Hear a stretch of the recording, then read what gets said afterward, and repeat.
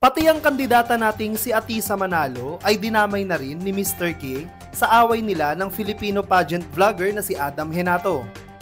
Sa inilabas kasing official statement ni Mr. K at ng buong organization niya, pinagdiinan talaga nila ang nationality ni Adam na isa daw Pilipinong biased at may favoritism. Kaya naaapektuhan daw nito si Miss Philippines, na tila ba sinasadya nilang hilain pababa ang pangalan ni Atisa kahit wala naman siyang kinalaman dito.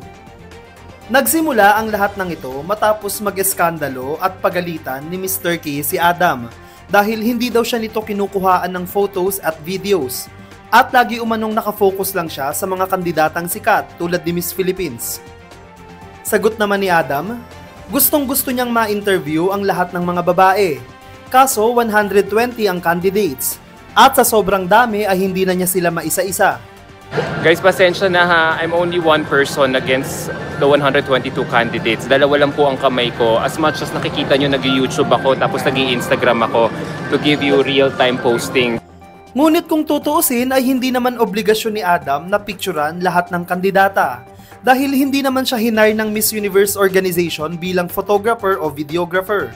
Bagkus, pumunta siya ng Thailand upang i-cover ang laban ni Atisa. At lahat ng gastusin ay galing sa sarili niyang bulsa. Sa kabila nito, ayon kay Adam ay siya na lang daw ang magpapakumbaba kahit alam niyang wala siyang ginagawang mali. I'll be the bigger person na lang po talagang to absorb everything.